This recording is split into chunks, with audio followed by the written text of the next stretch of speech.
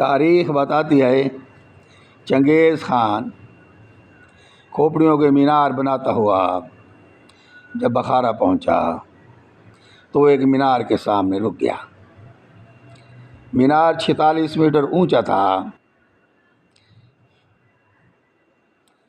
چنگیز خان نے اوپر آخری حد دیکھنے کے لیے جب سر اٹھایا تو اس کی پگڑی زمین پر گر گئی۔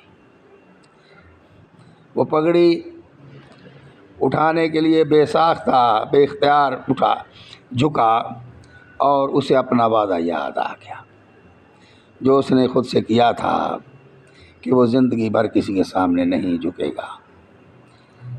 لیکن اینٹوں کے بے جان مینار نے دنیا کا سب سے بڑا فاتح اپنے قدموں میں جھکا لیا۔ پگڑی اٹھائی، سر پر رکھی اور حکم دیا اس پورے شہر میں اس مینار کے علاوہ ساری عمارتیں گرا دی جائیں اور سارے سر اتار دیے جائیں۔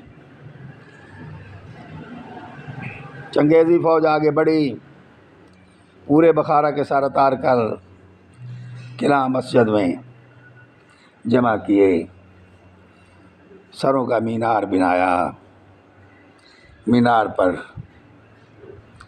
انسانی چربی لپیٹ کر آگ لگا دی، شہر کی تمام عمارتیں بھی گرا دی، صرف قلعہ مینار بخارا قدیم مسجد اور اسماعیل سامانی کا مقبرہ بچ گئے۔ اسماعیل سامانی بڑا نیک مزاج اور عادل بادشاہ تھا۔ اس کے بیٹے نو اول کو امتیاز حاصل تھا کہ اس نے بخارا میں ایک عظیم الشان کتب خانہ قائم کیا تھا۔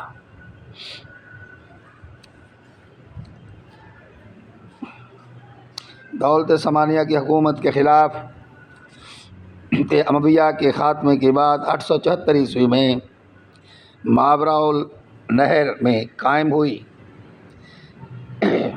اپنے مورثی آلہ اسد بن سامان کے نام پر یہ خاندان سامانی کہلایا۔ مینار پگڑی کی مہربانی کی وجہ سے بچ گیا۔ لوگوں نے مسجد اور اسماعیل سامانی کے مقبرے کو ریت سے ڈھانپ دیا۔ یہ دونوں عمارتیں ریت کا ٹیلہ بن گئیں اور دونوں بچ گئیں۔ فارسی میں کلاں بھڑے کو کہتے ہیں۔ لہذا یہ مینار کلاں کہلاتا ہے۔ تاشقند میں حضرت عثمان علی کا قرآن مجید اور 800 سالہ پرانی ہست امام مسجد، 600 سال پرانا علائی بازار، حضرت بہاؤالدین نقشبندی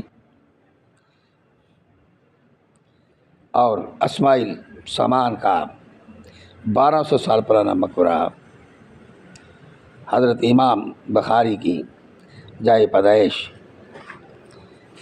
امیر بخارا کا قلعہ آج بھی ازبکستان کی زینت بنے ہوئے ہیں۔